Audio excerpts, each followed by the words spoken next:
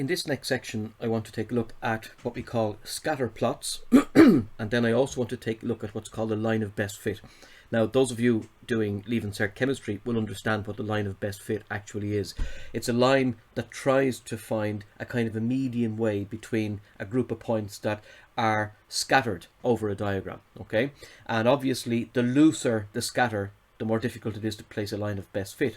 The tighter that scatter, the easier it's going to be to put in a line of best fit. But there's a single rule that we have to follow in terms of line of best fit, because we need a bit of guidance in terms of where to draw our line. And out of all the data that we'll be given in relation to our scatter plots, we will be able to draw one point, taking the average of all the x values and the average of all the y values. We will place the average x, average y into the scatter plot, and that is a point that our line of best fit has to go through. But we'll talk more about that after we take a look at scatter plots. Now, as their name suggests, it appears that you're scattering information on a graph, okay? So when we're dealing with scatter plots, what we're trying to do is we're trying to take two sets of data and pair them off into couples. Now, that's called bivariate data, where you've got two variables, and they don't have to be related. They can be from two very, very different areas. One could be height and one could be diet, for example. One could be height and one could be grams of protein, whatever it's going to be. And what we try to do is we try to see, after we have paired off the data into couplets, yeah, and scattered them onto the XY plane, we try to see, does the scatter plot tell us a story? Is there something revealed about the pattern of the way that these particular plots fall on the scatter plot? So these plots reveal, as it says here in the top line, if there is any correlation between two sets of quantitative data. Now, quantitative data just means data that has been measured. It's numerical data. The data is bivariate, meaning we pair off the data sets into couples. So as I said already, say for example you're looking at grams of protein ingested, height over a number of years, okay?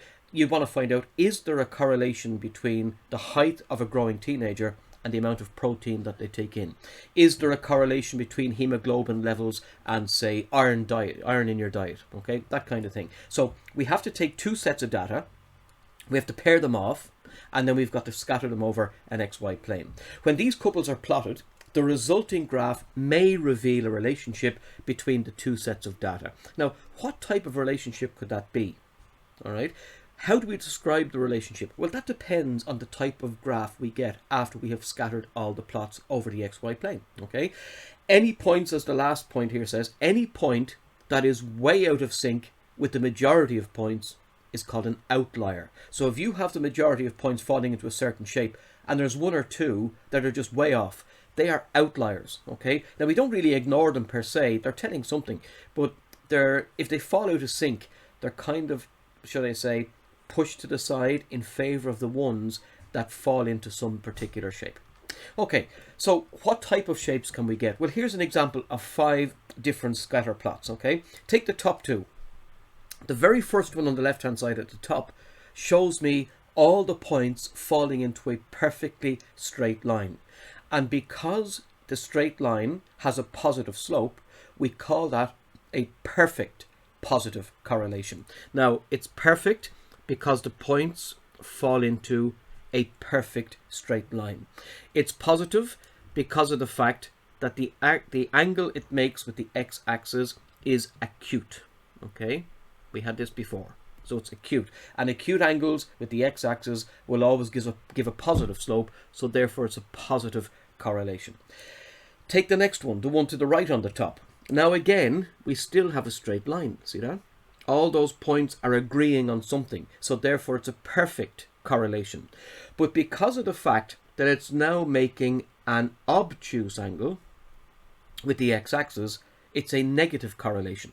So the two words that would be used to describe that diagram would be perfectly negative, okay? A perfect negative correlation. Now, I don't want you to think of the word negative as being a bad correlation. It's just a negative correlation. I'll explain a bit more what that actually means later on. If it's a case, look at the bottom left. If it's a case that the points loosely infer a positive slope, well, then we would call that here, they're falling into some type of pattern. They're not perfect, but they are all falling into a very defined pattern. So we would call that a high positive correlation, because again, they're falling in around some particular line that again has an acute angle with the x-axis. The next one, if you take a look at the bottom right, you'll notice now that they are very, very loosely gathered around, again, a negative correlation. But because they're loosely gathered around a negative correlation, we call this a low negative. Okay, so if it's perfect, the plots are in a straight line. If it's high, the plots are tightly gathered around a very definite line. And if it's low, then they are loosely gathered around a certain trend, around a certain line. Okay, so those 4 diagrams there will explain high perfect, high negative, then perfect positive, perfect negative on the top, then we have a high positive on the bottom left, a low negative on the bottom right. Now, what about the one that's out here on its own? The points are not falling into any perceived pattern. You cannot say that there's any pattern there in that particular scatter plot. So in that case, there is no correlation whatsoever, meaning that one of these particular groups of data are not having any influence or any relationship with the second set of data. Okay, so that there, the points are falling into no perceived shape, they're not following any trend, so therefore there is no correlation on the 5th diagram. Okay, so what about the measurement? When I talk about a high correlation, and I talk about a low correlation, and I talk about a perfect correlation, is there a mathematical way to describe this level of correlation? And of course there is, okay? And it's very, very similar to probability, because it lies within the regions only of -1 to +1, okay? So take, for example, -1.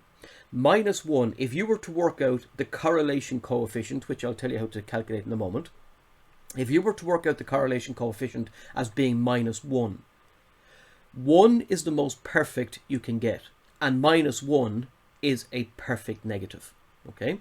If you were to work out the correlation coefficient as +1, then you would have a perfect positive correlation.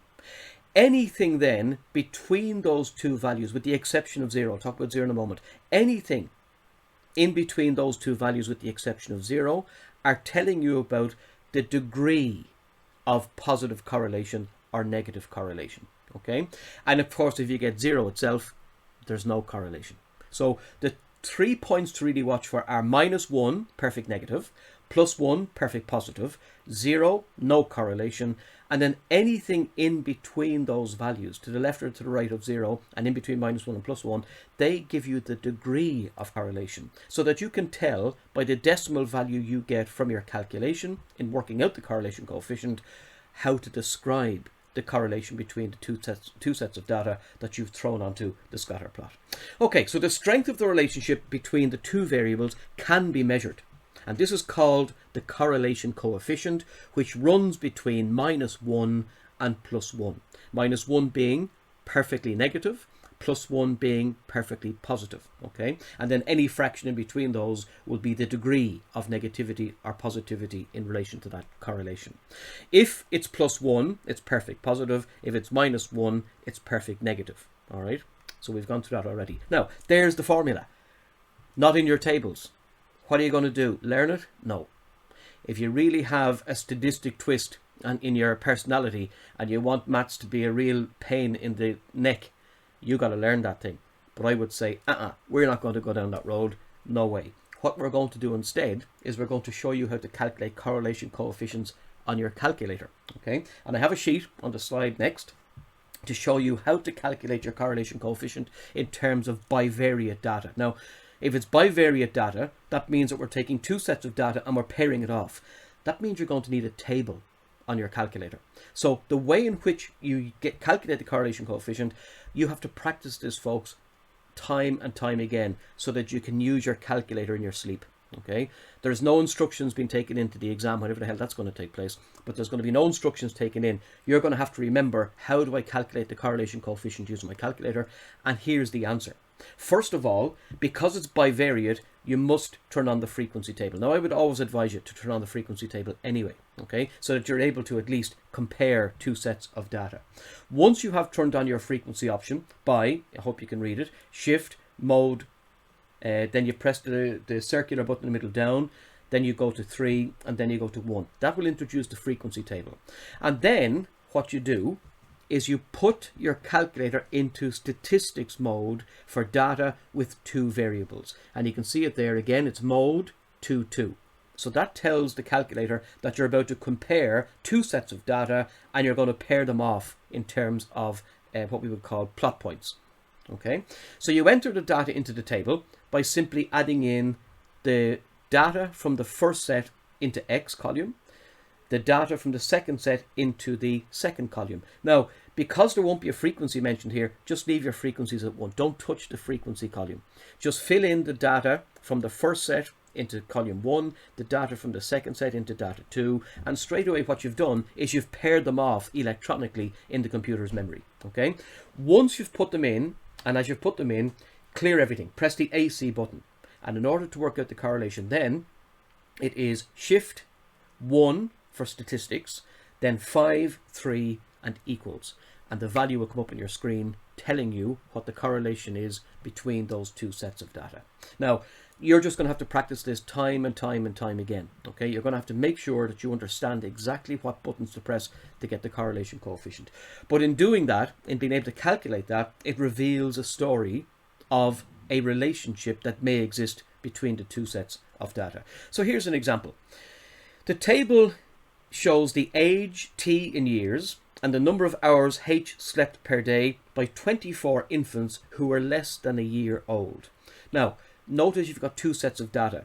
You've got the age of the infants, and then you have the sleep in hours for those. So age will run across here, the first line and the third line, and then sleep is the second and fourth. But you have to put them into your calculator in relation to the statistics mode. So you've got to make sure that age goes into the X column, Y goes into the sleep goes into the Y column, and then your buttons have to be pressed in the particular order in the previous slide to get the correlation coefficient.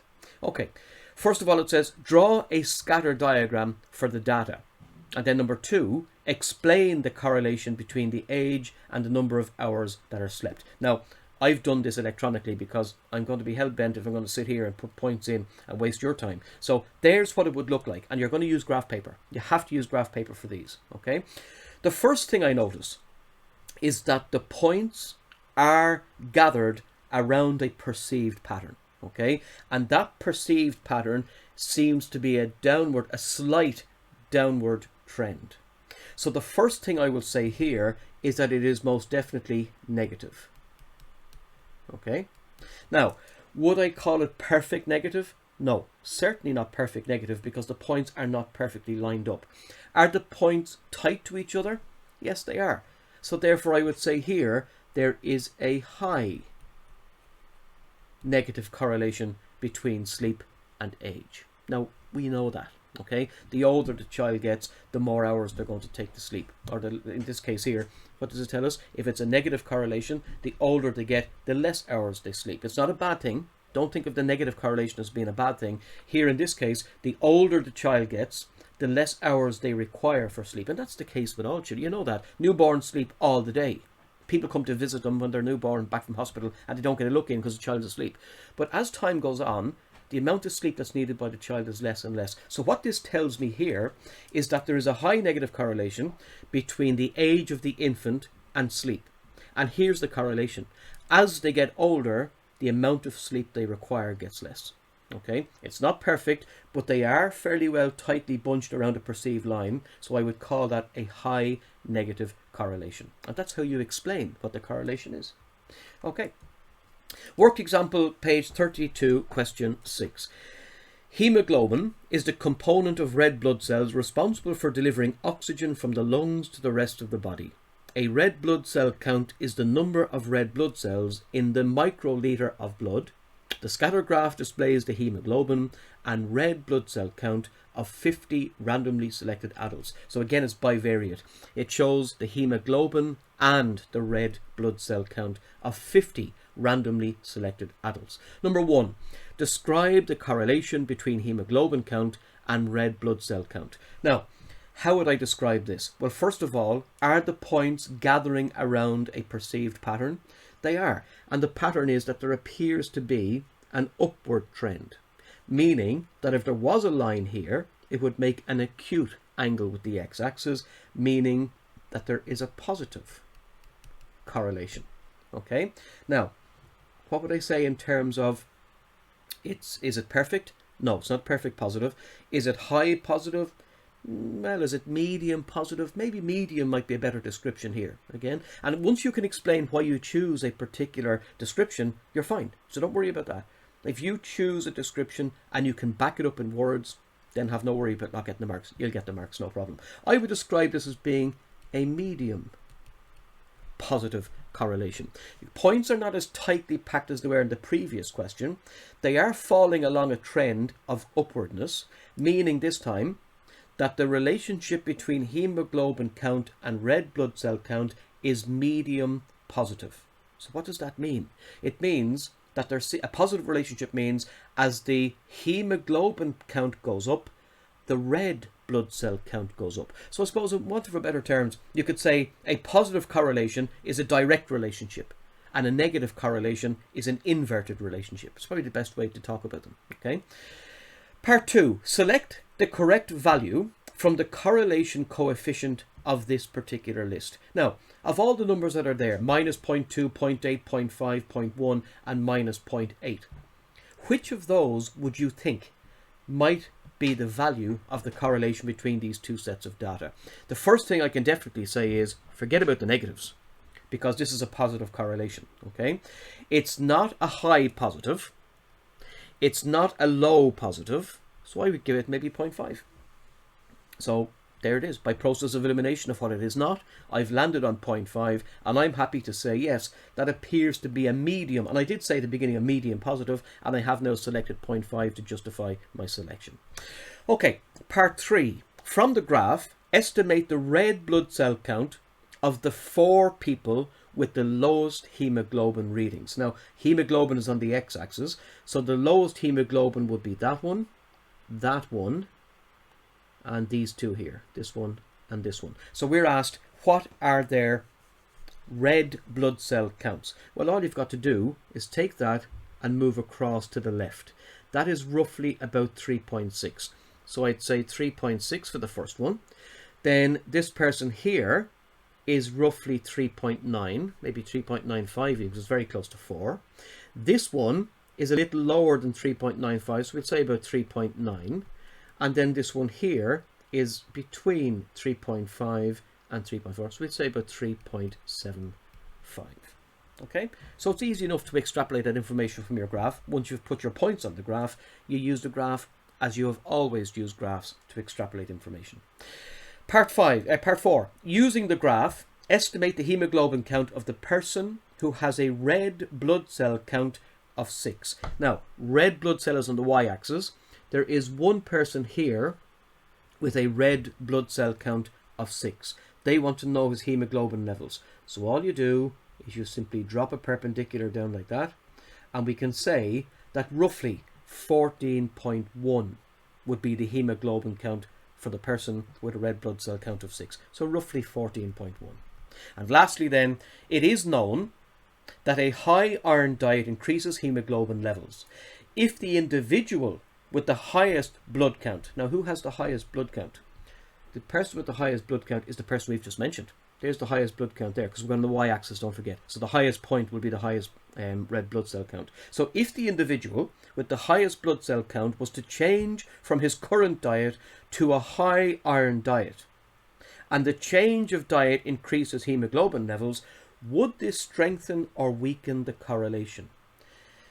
And then explain. Now, would it strengthen or weaken the correlation? Well, because there's 50 people here, here's what you've got to ask yourself. If this guy's position changed, would it alter the position of the general trend? The answer is no. The general trend would remain more or less the same, okay? Now, because of the fact that if he increases his, what does it tell us to do?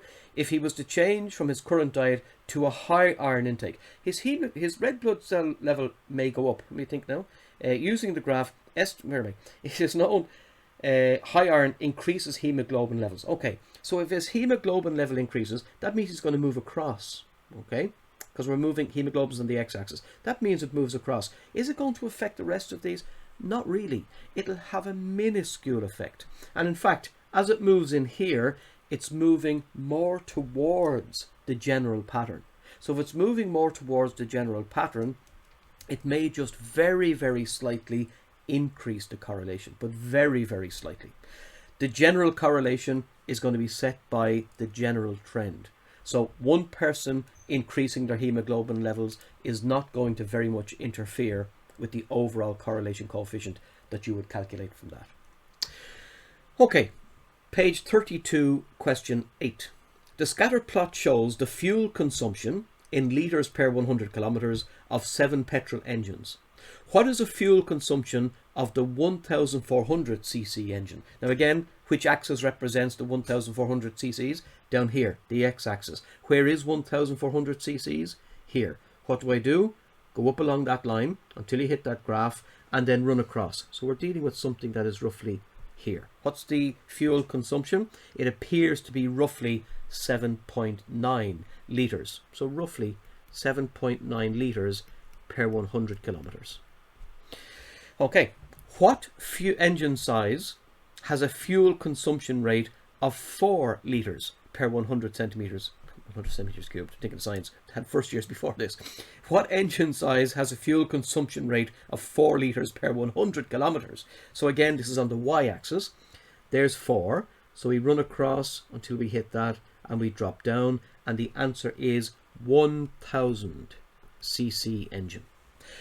Calculate and describe the correlation with reference to the information that is given. Now, just before I calculate the correlation coefficient, because I'm going to do that on the calculator in a moment, but just before I do that, let's take a look and see.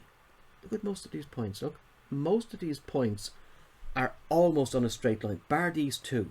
So this and that line makes an acute angle with the x-axis. So this is very, very high positive correlation. Okay, a very high positive correlation.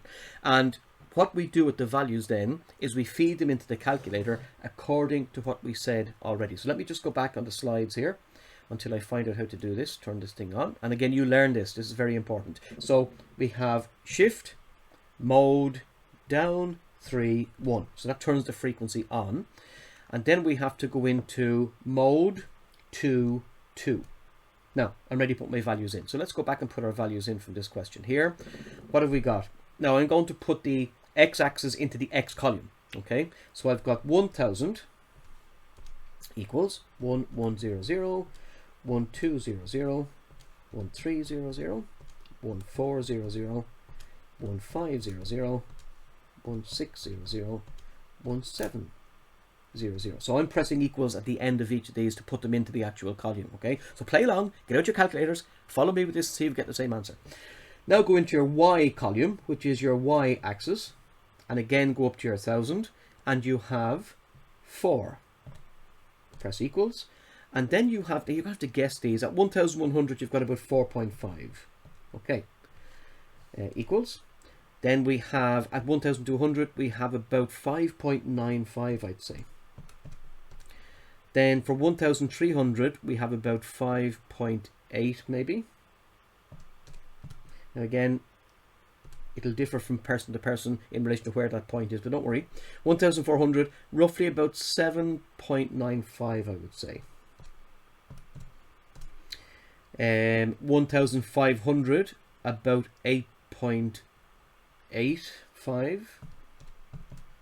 And lastly then, 1600 has a reading of just over halfway between 9 and 10, so about 9.6. Okay, and do they give you 1700? They didn't, so I can take out that. Now, by the way, if you want to take out 1700, go over on top of it and delete it, take it out, okay? Because otherwise it'll interfere with your calculations. And leave the frequency table as 1111. All right, so what do I do once they're in? I cancel everything. So once I've put them in, I AC, and then I go back, and what does it tell me to do? To get the correlation, shift, 1, 5, and 3. Try that again. So,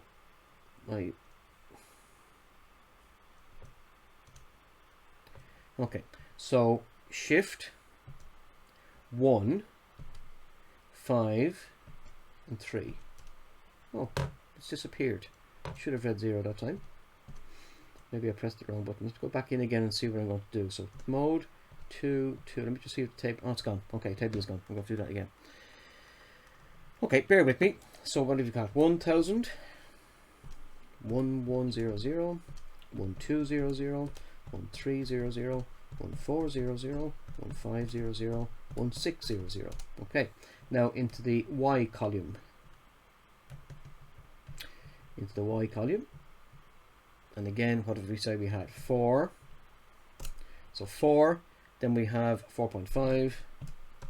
Then we have about 5.95. Then we have about 5.85. Then we have at 1400, we seem to have about 7.95. So hopefully it'll work this time. At 1500, we seem to have about 8.8. And lastly, at 1600, we have 9.6, roughly about 9.6. Okay, now I've put them in. Just go back and check this again. Now that they're in, I press AC. So it should read 0, and it does. Now it says Shift. So I've got to use the Shift button. Shift 1, 5, and 3. I've got it this time. Equals. And I get an answer of 0.98. Okay. Now, if I get an answer of 0.98, yeah, my calculation, the correlation R is 0.98. What's the most perfect correlation we have? 1. So this is extremely high. So I was correct in what I said earlier on. It's a high positive correlation. And 0.98 verifies that in terms of the data that you've inputted to your calculator. Okay, part 4. The data shows that bigger engines are more efficient. Is this statement true? Well, what the hell does a high positive correlation mean? As the engine size goes up, the demand of fuel gets higher. Remember, if it's a positive correlation, it's a direct relationship. The bigger the engine, the bigger the demand for fuel. Is that efficient? No. It costs you more, so it's not more efficient. So therefore, I wouldn't agree with that statement. What the correlation tells me is that bigger engines need more fuel. And if they need more fuel, that means then that they are less efficient. If they were more efficient, that means that the amount of fuel would be coming down. There would be a negative correlation, but there's not. There's a positive correlation, which means bigger engines, more fuel, less efficient. Okay, so I'm going to leave you with these to do yourselves, 30, 31, 32, and 33. They are basically just about extrapolating information and using the correlation coefficient. You're well able to deal with that. Those questions are very, very straightforward. We will have a look at them on Friday when we have our live class. But I'm going to carry on because I want to go into what's called the linear regression, or the line of best fit. Now, physicists, you'd be the ones best placed to do this because you do this all the time in your graphs, okay? But when we take the scatter plots that we have and we look at the points scattered all over the place, when they seem to fall into some pattern, they're falling around an imaginary line, okay, which is centrally placed into those set of dots. And the way in which we have to imagine the line is a line running through those dots that places an equal number of dots above itself and an equal number below. Okay, now it's a very difficult thing to do if we don't have a guide. So what we do instead is, you see this thing here? We take x bar, y bar, which simply means we take the average of all the x values and the average of all the y values, and we put the two averages together as a coordinate. And we place that coordinate onto the graph as a point that must be on your line of best fit. And then all you've got to do is wobble your line around that point to try and get an equal distribution of points on the scatter plot above that line and below that line. Okay? And once you've got that line, then we can extrapolate more data. We can use that line as our point of reference in terms of finding out extra information about the two pieces of data that have just been compared to each other. Now, two words that you have to know going on: correlation and causality. Correlation means that there's a connection. All right, so go back to the engines. The larger the engine, the more fuel. Okay, that's common knowledge. If you've got a bigger engine, you're going to need more fuel. Okay, but causality means there's a direct link. One is causing the other. So for example, if you take down here, external temperature and the amount of oil used in a heating system. So for example, if you have a thermostat and your house is warm that's obviously going to tell the boiler not to fire up. So there is a direct link. So the warmer the inside of the house, then the less oil you're going to use, because it's directly affecting the thermostat. Whereas if we have something like those good at Irish are usually good at French, there's a general theory that people who are good at languages are good at all languages, okay? And that would be a correlation, but it wouldn't be a causality. It wouldn't be just because you're good at French means you are good at Irish. That would be causality. That's not the case. There might be a link between people who are good at French and good at Irish. But if your oil consumption is directly controlled by the internal temperature, that's causality. So please keep that in mind. Correlation means a connection. Causality means a direct link. Cause. See it? Causality means the higher temperatures in the house cause the thermostat to decrease the oil consumption. So if it's causality, one is causing an effect in the other. Okay, so let's take a look at this. The following table shows the age in years and annual income of a sample of 8 employees from a large company. The income is in thousands of euros. So we've got two things here we want to compare: age and income. Draw a scatter diagram of the data, calculate the correlation coefficient, add the line of best fit to your scatter plot, describe the correlation, explain the correlation, and then find the equation of the line of best fit. You can do all these things. What I want to demonstrate is how to put on the line of best fit. Okay, now again, modern technology is a wonder. I don't have to worry about plotting points. You do, I don't. I can get Excel to do it for me. But what is not here, I don't have the line of best fit. So what I'm going to do is I'm going to work out where is the point that has to be included on my diagram. And in order to do that, what I have to do is I have to work out the average of the age and the income. So I'm just going to come out of statistics here and go back into computation. Okay, so let's get the average of all the ages. So 38 plus 26 plus 43 plus 48 plus 35 plus 52 plus 33 plus 40. Okay, divided by what? 1, 2, 3, 4, 5, 6, 7, 8. This is 8 employees, and that comes out as average 39.375. What's that? That's X bar. Okay. What's the average income? 36 plus 29 plus 53 plus 55 plus 34 plus 62 plus 38 plus 46. Now again, you can play along. Do the same as me. And add them together and divide by 8. And you get a Y bar of 44.125. That's your Y bar.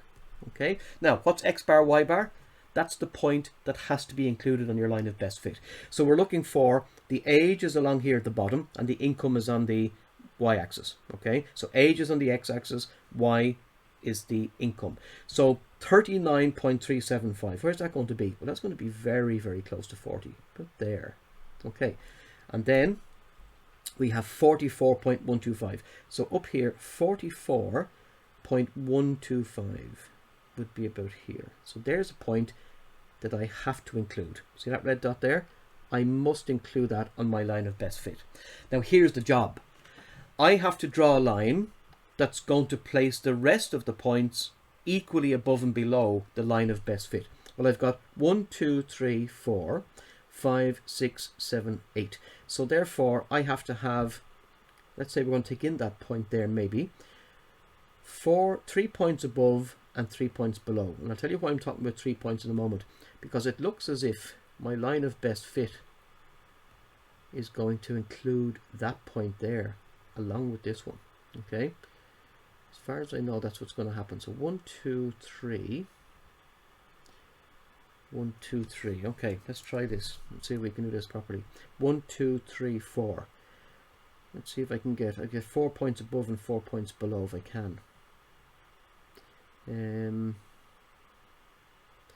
Okay, here's what I'm going to try and do. Oh, I'm using cardboard here to try and get this line correct.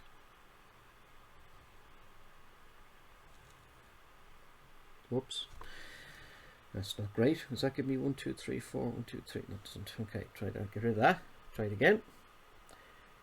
This is the hard part in relation to technology. Okay, last time. Let's try it again. I'm going to try and get these 4, if I can. Oh, my line of best fit. Oh, my point is gone. So where was it? What did I say it was? Here. Okay, roughly there. Okay, so I'm going to try and get these 4 and these 4. Let's see if I can do that. Ah, look, that's as good as it's going to get. So anyway, look, 1, 2, 3, 4 points are here, and 1, 2, 3, 4 points are there. So I have drawn a line which must include your X bar, Y bar, has to include that, and then you try to distribute the points equally above and below that particular line. So that seems to be my line of best fit. Let me just extrapolate a little bit more, like that, and like that. That is my line of best fit. Okay, now you're going to use a ruler for this. I can't here obviously because it's a touchscreen and it's very, very difficult to use your hands and hold things on it because it thinks you're telling it to do something. So anyway, let's move on. Draw a scatter diameter data. Done. Calculate the correlation coefficient. Oh, here we go. Fun again. So let me go back and turn the calculator into that particular mode. So we turn on the frequency table first. So what have we got? We've got shift, mode, down, 3, 1. Okay. And now we want to get into our table. And we're going to go to mode 2, 2. And then we're going to put the data in. Okay, so up we go. Put the data in. There's my line. There it is. And the data goes in as follows. Now, who's on the x-axis? Age. So age goes into the x column. So you've got 38 equals, 26 equals, 43 equals, 48 equals, 35 equals, 52. See why they're called scatter? Because the values are all over the place. No order. 33 equals and 40 equals. Okay, so that's the 8 ages. Now their incomes. Put their incomes into the y, which will be 36 equals, 29 equals. Equals just means enter. 53 equals, 55 equals, 34 equals, 62 equals, 38 equals, and 46 equals. Okay, so now they're in, and once they're in, you AC, and when you AC, you should have a 0 on your screen. Okay, and once that 0 is there, we then follow the last point, which is shift stats with shift 1, 5, 3, and equals, and I get an answer of what? You should have this done. I get an answer of R is equal to 0.95. That's a very high positive correlation. Now, we expect that, don't we? Because number one, there's an acute angle here, so therefore it's going to be positive. It's a positive correlation, but the points are very tightly gathered around that line of best fit, which means their correlation coefficient is going to be very high. So that does tally with what we have. Okay, good. Part 4, describe the correlation. Well, we've done it. It's very, very highly positive. Not perfectly positive, but very high positive. Explain the correlation between age and income. Well, what's this telling me? If it's a positive correlation, it's a direct relationship. The older you get, the more money you pull in. Now, if you're a teacher, I'm still on the same wage as I was on 2002. So even though I'm getting old and cantankerous, I'm not getting any more money for it. So they mustn't be teachers. They're obviously in business or something, one of those high-paying jobs. So that's the correlation. It's a positive correlation. It's a high positive correlation, which simply means the older they get, the higher their income. Okay, both are going the same way. And lastly then, find the equation of best fit. Now, in that case, we're back to coordinate geometry of the line, okay, where we have to have a point, and we have to have a slope, and we have to have a formula. Now, the point, as we said already, was the line of best fit. Oh, and I took them off, didn't I? Okay, if I can remember exactly what it was. It was 39 point, if I remember, 39 point, what was it, 125.725 or something like that. And then this one here was 44, if I remember, 0.125. So they're the points, okay? So roughly 39.7. So the point is 39.7, comma, 44.1. So let's just use it to one decimal place, because then I know I'm right. The slope. So how do I get the slope? Well, you can get the slope by taking 2 points on the line, first of all, or else by getting the rise over the run. So what I'm going to try and do here is I'm going to try and do a rise-run exercise to see if I can work out the slope. Now, this for me, let me just take out some of this stuff here. Let me just take out the word that there, positive. Okay, and Let me finish this off a little bit better, if I can. Okay, something like that. Okay, I need rise and run. So we're going to go from here. We're going to run out to maybe here. Okay, that looks like a point that is easily readable. That there. Okay, so I'm going to take that triangle. Say do the slope. Rise and run. Okay, so starting from here, we run out this way and we rise up this way. So first of all, what's the rise? The rise is 30. What's the run? The run is between about 8 and 30, which is about 22 roughly. So therefore the slope, m, is equal to the rise over the run, which is 22. So roughly that, okay? So the rise is 30 to here. That's a 30 rise, and that's a 22 run. So the rise over the run is 30 over 22, which works out as 1.36. Now you can use it in decimal form, that's perfectly okay. And the formula is y minus y1 equals m times x minus x1. So now fill them in. Y minus 44.1 is equal to 1.36 times x minus 39.7. Horrible decimals, but look, you have to do it if you're asked to do it. Y minus 44.1 is equal to 1.36x minus 39.7 multiplied by 1.36 is equal to 53.99. 54. Oh, they're being nice to us. Okay, so that means 1.36x minus y, so let's put the equal 0 down here, 1.36x minus y minus 54, so minus 54, whoops, minus 54 plus what? Plus 44.1, because you're bringing the 44 to your side, is minus 9.9. So there's your equation. 1.36x minus y minus 9.9 is equal to 0. That is the equation of the line. Okay, so look, next slide has more questions for you to do. Now I know it's a lot of questions, but these are relatively straightforward. So I'm going to leave you with the questions involving the scatter plots, which were in 3 slides back, and also with these questions here, which involve the line of best fit. This is where I want to talk to you on Friday, and I want to talk to you about these. So I'm going to leave you with this to do on Thursday. Work your way through it. Take it in two different sections. Do some in the morning. Do the first set of questions maybe in the morning, and come back in the afternoon, do the second set. And then on Friday, we will discuss how you're getting on with the scatter plots and the correlation coefficient and line of best fit.